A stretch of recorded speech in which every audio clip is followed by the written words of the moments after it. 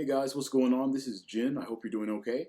I wanted to post a quick video about something that I was referencing. Earlier today, I posted something about a chart that I created, and I thought, why not maybe speak in a little bit more detail about what's going on there in case it can help anyone. So I always like to tell people, I mean, I've been playing guitar for like 22 years, something ridiculous, and it's a blessing to have music, but most of that period of my learning has been self-taught. And so what that's meant is it's meant learning the hard way, the slow way, the not always most intelligent way, but just, using the internet, using books, using libraries, buying books, and just kind of figuring it out. So I think it's a blessing, but it can be a challenge.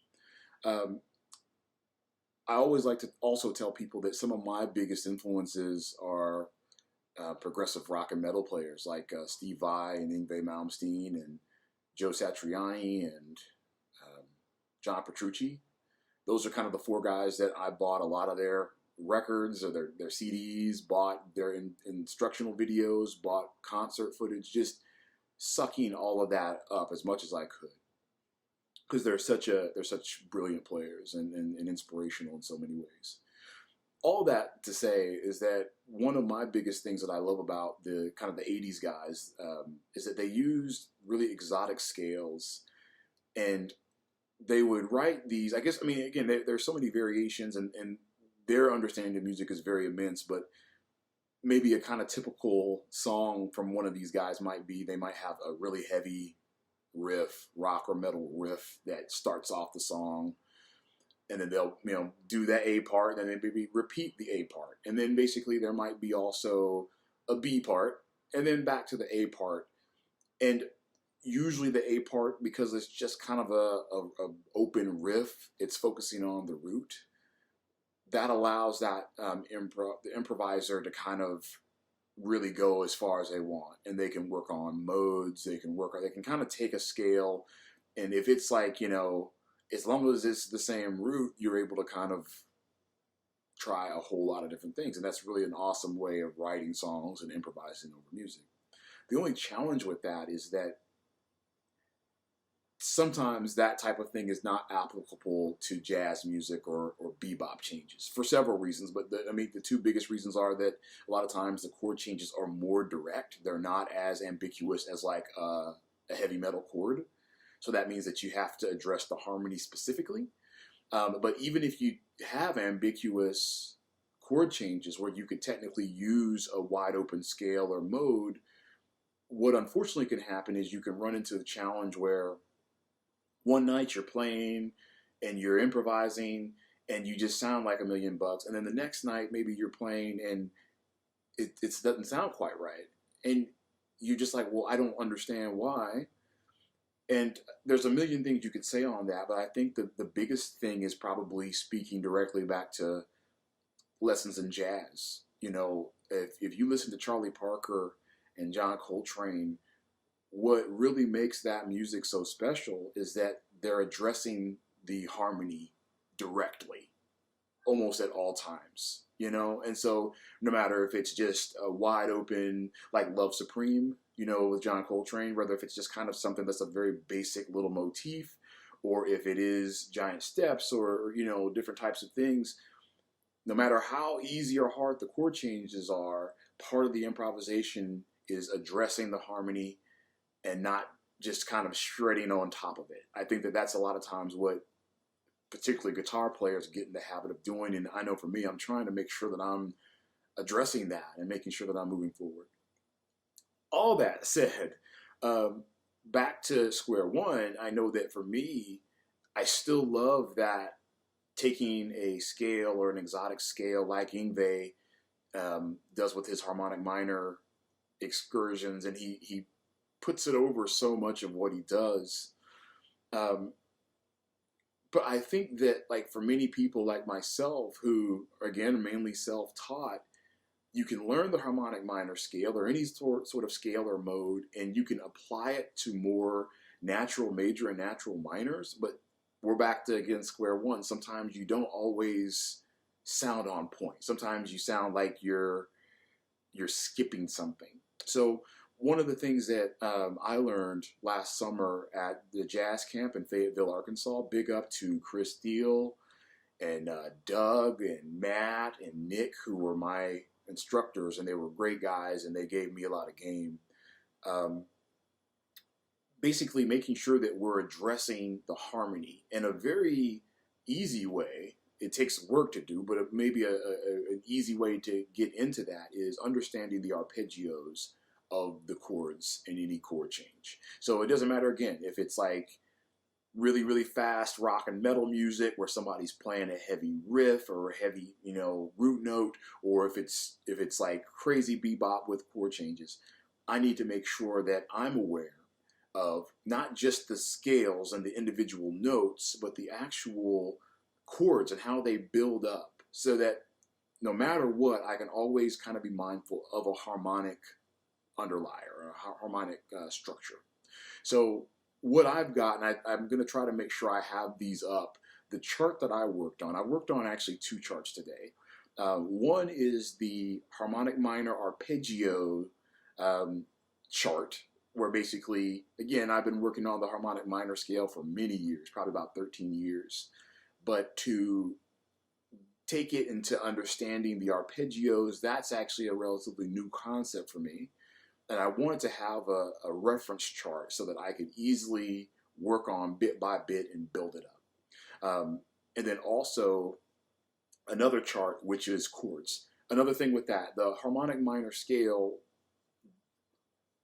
has some really weird chords when you build them up in thirds, scale thirds or degrees or even fourths. So we are having to be guitar players. We're having to kind of cheat a little bit, and some things don't fit. Some things we just don't have enough strings or fingers to do. So we borrow and we steal from other things. That's the nature of being a guitarist. Apparently, as a musician, you just steal things. Hopefully, just music, not gear. But but here's an example. And so what I'm going to do, I've got this just plugged directly into the computer, and so I hope you can hear everything. And also, I've got my window open, so if you hear dogs barking, please bear with me. But just kind of an example of what I'm talking about. What I normally do, and this is something that again goes back to how I learn scales. I like to basically get a chart, check out, especially for more basic scales, check out Jay Skyler. He has a really great library of scales for guitar players. And so I'm a big fan of those. When I taught, I used to print out some of his stuff to give to my students because I feel like that's the way. And he's got it not just in one position, he's got it in several positions. It's very logical. You can kind of work in one area. When you feel comfortable, move on to another until it repeats. I'm a fan of that. So I was able to find one of his blank scale charts, which you can see there, and basically spend a few hours, several hours, with some sort of paint program in Apple and Word, and or just Apple, excuse me. I think they call it S Paint, and basically was able to add a little star to where the fret, note would be, and we try to go through several different shapes and again, kind of doing it like guitar players often start off with, doing it in a horizontal way. And eventually we're going to go linear, but just so that we're kind of, eating all the food on this plate before moving to this plate. We're not just we know everything here and now we're kind of guessing. We want to make sure that like linearly and horozontally we have a sense. And so I'm going to scratch my nose here. I know we're not supposed to touch our face, but I've been washing my hands. Bear with me. Again, I hope you can hear this. I'll start with the first one. This is, again, an A minor, the A minor harmonic minor. I'm just going to play, not the full, and again, I guess maybe for reference, the A minor scale is...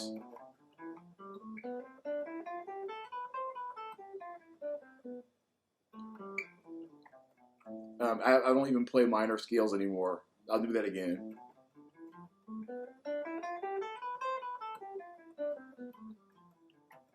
I'm just so used to hearing other types of things now, but that's kind of your basic harmonic, your basic natural minor.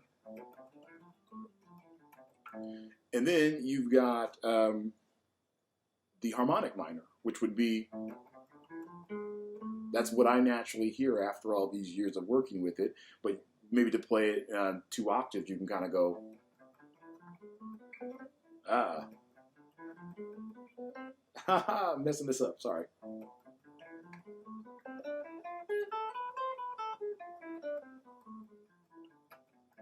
That.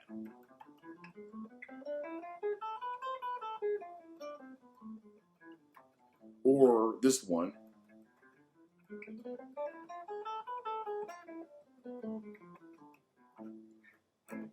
Now, that's, I mean, a lot of people that, you know, not to even be presumptuous, but a lot of people that listen to my playing, they do note, they hear that harmonic minor. I kind of naturally do that. I just, you know, just that raise, that G sharp just kind of feels natural. Now, if someone plays an A minor, especially on bass or, you know, guitar, I can get away with adding my raised 7th, my G, in some capacities. And it works, and again, especially with guitar, where a lot of our chords are ambiguous, where they're just repeated, you know, first, thirds, and fifths. So, you know, the upper register is wide open, and I can add this type of stuff in, and that's fine. The challenge with that is, though, is that there's several challenges, but I think the 2 major challenges is that essentially by doing that, you're kind of holding yourself back. You're kind of limiting, because you're taking something that kind of works. It's kind of like what you hear so many people do with blues guitar playing. You hear certain, you know, like a 7th chord, and people will add they'll kind of add this thing because the dominant 7th has a minor 7th. So they'll just kind of ram home something. And again, we can do that. But my belief is that just like in the blues, we've got our minor 7th, but we've got a major 3rd. And so when I hear people playing over blues changes and they don't play that major 3rd, if they don't go, if they don't kind of resolve to a 3rd, I kind of feel like they're cheating. Again, that's just my humble opinion. Everyone can, it's your ship. You can play it how you want, but I'm just, you know, I'm speaking generally on that. And I know for me, it's the same. I'm holding myself to that same standard. You know, to me, the harmonic minor scale is such a beautiful and elegant scale. But if I'm not addressing the actual new chords that develop from that configuration, because everything is built from scales, usually, you know, bottom to top, or top to bottom, however you look at it. But we build scales up, whether in 3rds, whether in 4ths, we can even do 5ths. But if we are not acknowledging the actual new harmony, that can be problematic. So this is kind of what I'm working on. And I just finished this up today. It's not going to be perfect, but I'd like to kind of go through a little bit of what I'm talking about. I'm going to basically spend the next probably few days trying to get this down. And then I'll add it to my metronome practice. And that way, that's how, to me, I'm able to make things more natural. You know, where you just, you get it down in your head and your fingers, and then you hold your hands to the fire, essentially, by working with the metronome, getting on top of it. And then basically, you begin to see it kind of develop in your improvisation and in your songwriting. So we'll start with that first position, which is, this is the A. And it's interesting. I'll pull up a couple other things here too, just as a reference for me.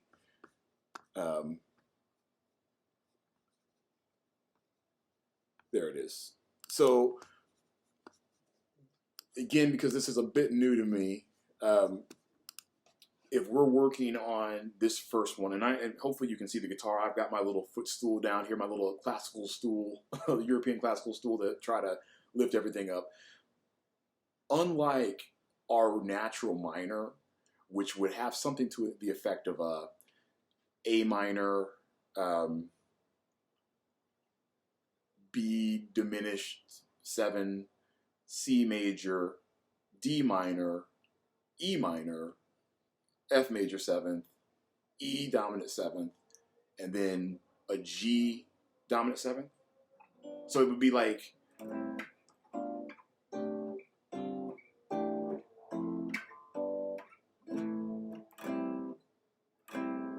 something like that, right? So,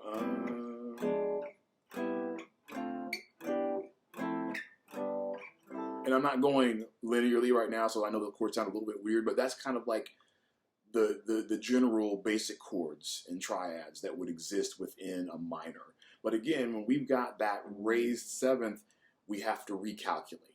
So starting with the first one, to get that arpeggio under our fingers, that's going to be an A minor, but with a major seventh.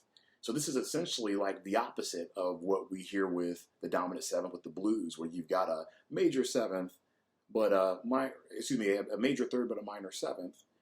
This is the opposite. This is a minor third, but a major seventh. So it kind of has this vibe to it. This is just the arpeggio.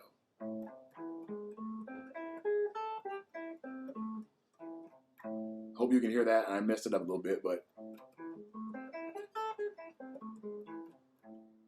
And I won't stick on long, that's the one there, right? And then our second is, again, there's different ways you can mathematically add it, but I view this as a B minor seventh, but with the flat 5. So that sounds something like...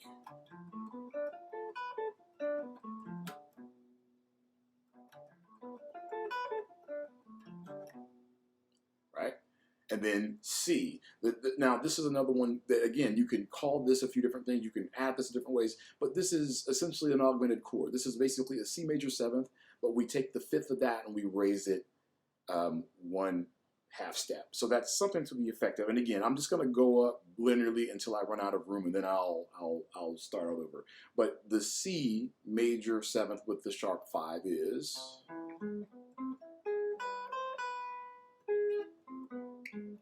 That sounds insane. It sounds beautiful. Adding that raised seventh, that G sharp, just gives it so much flavor. So one more time. Let me do that again. Oh, one more time.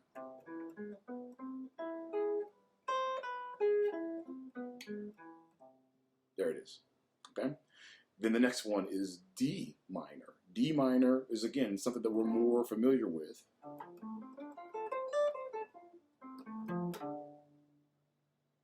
And then we've got E dominant seventh, another one that we're pretty confident with. Something like that.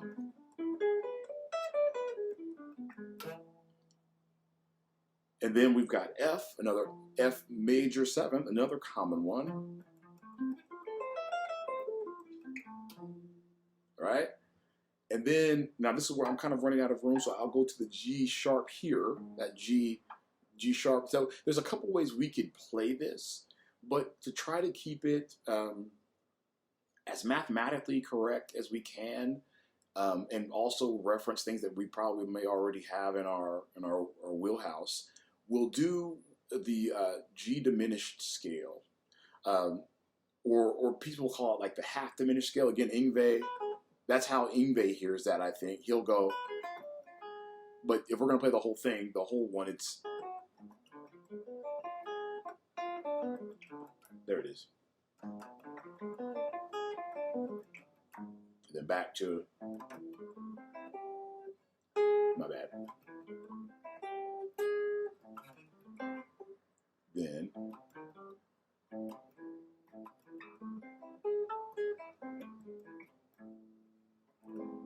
Okay. Again, pretty rough. I'm still pretty new to playing it that way. I'm not really used to playing the actual individual notes, but that's something. But yeah, there's something. Also, and I know this is getting kind of long, but I'll also go to the next one, the next part of the chart. Again, this is not peer-reviewed or something from your local college professor. They probably, look at these and they probably want to hunt me down and punch me in the face. But this is just so that we're not just shredding. I mean, it's something that, like, the older I get, the more it's frustrating. Everyone's got to play their own way, and that's okay. But, like, I hate, like, nonsense and shred. I kind of feel like when people are like playing something that doesn't really fit or work, that's kind of, I don't know, it's kind of like eating junk food. We all can eat a little bit of junk food, but we also need to eat real vegetables and real fruits. And to me, that's what these arpeggios are. And we always can eat some snacks. I love snacks. Everyone loves snacks. But, you know, are we making sure that we're addressing specifically what we have? Again, that harmony. And so to me, that's what's important to do. So to make sure that we're doing that, for instance, if I'm playing and you know, there's an A minor, but there's just a bass player, and all they do, he or she holds down the one note. I can play, I can kind of just make it a harmonic minor, but what I also can do is I can also play chords that fit within the scale, again, built up, stacked up from low to high. I can build those in thirds or in fourths, and then basically what I'm able to do is I'm able to, again, further solidify that this is the true harmony that I'm referencing. I'm not just shredding or just slinging it on top and, you know, hoping that it works. I'm saying, even if it's very basic shapes, which this is a very basic chart, so I hope you can bear with that, but just 2 or 3 different voicings of these same chords that we played. So again, we'll start off, and I'll go through these quickly because I know it's getting long, but our A minor 7, or excuse me, our A minor chord, but with the major 7th. So if we go, that's a way of playing it. I've got the 1st, the 5th, the 7th,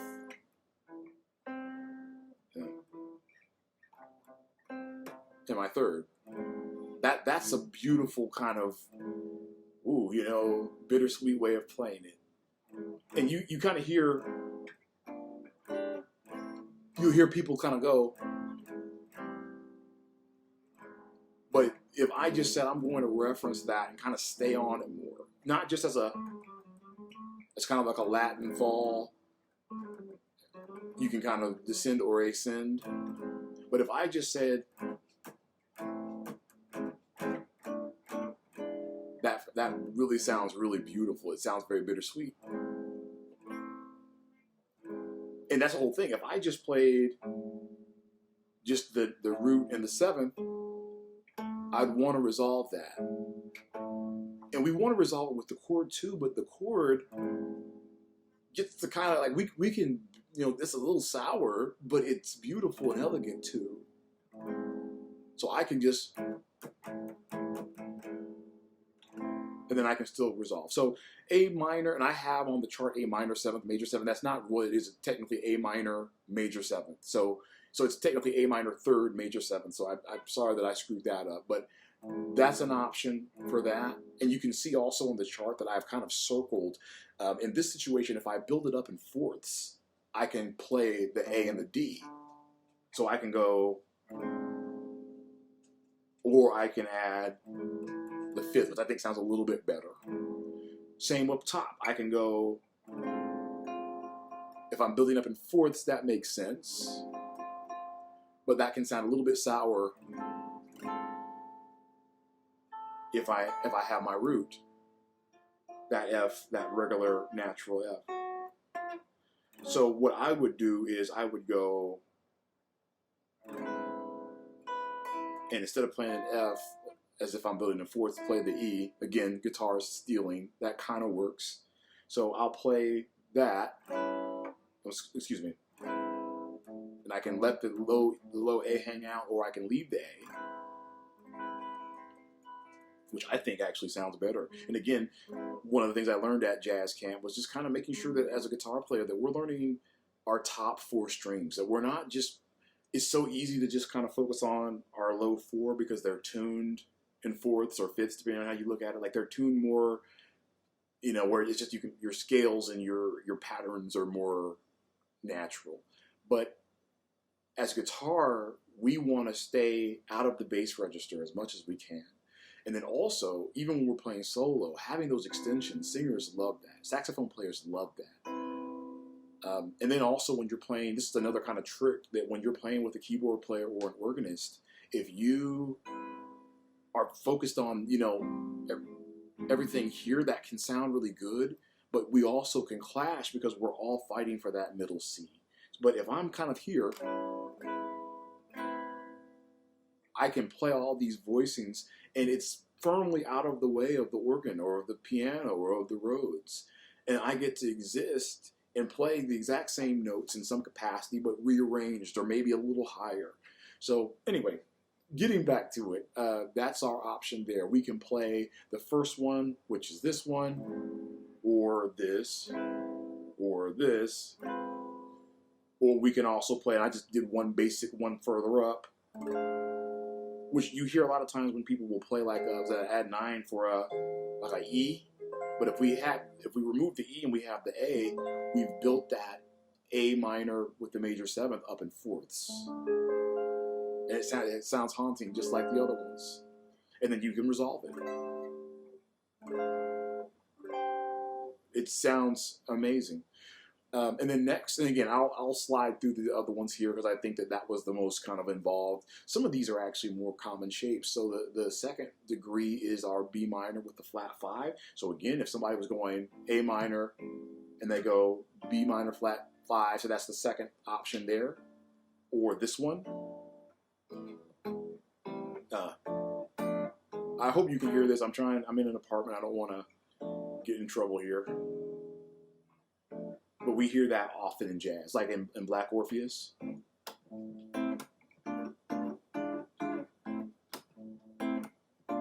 we can go to that or, but anyway, but that's a very common, and that's our,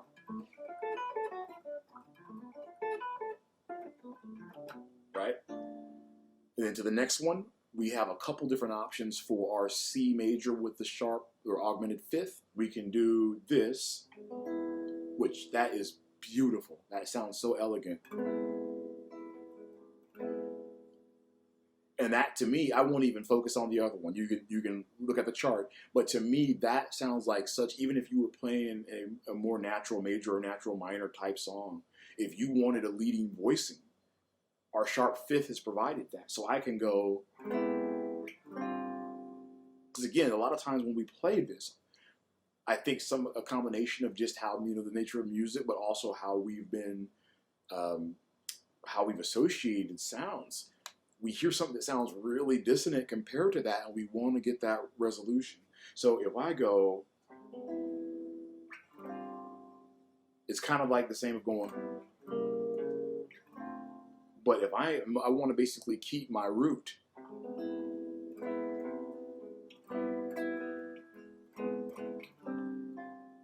then we're back to D minor. A lot of guitar players know these shapes with a 9. Then we've got E7, another common one, or basic, very basic, but they all fit within the A harmonic minor in terms of like building chords with that scale. And then we've got an interesting one, and we're back to that sharp 7th, the G7.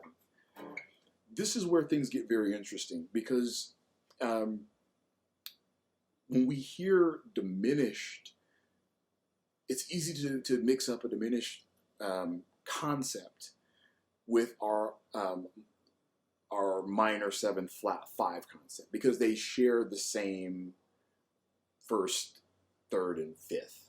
Meaning that if we focus on our that G, the chord is going to be this diminished, and I gave a couple options, which we can throw these up in fourths because they are diminished. That's kind of an interesting trick. Same with that one.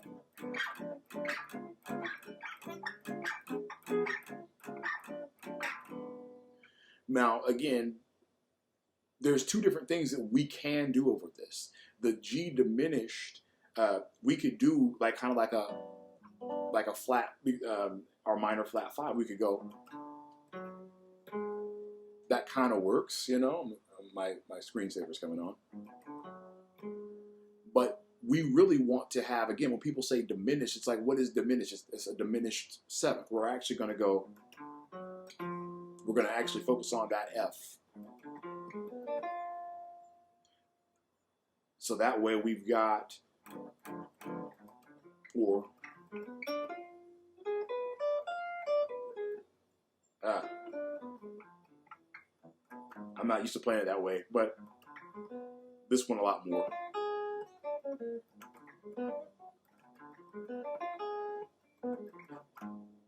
And then back to our... Anyway, 30 minutes, right?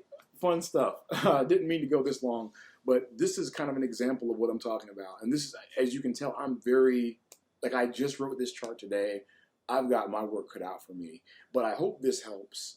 This is, to me, this is how we do the work. And I'm speaking primarily to guitar players.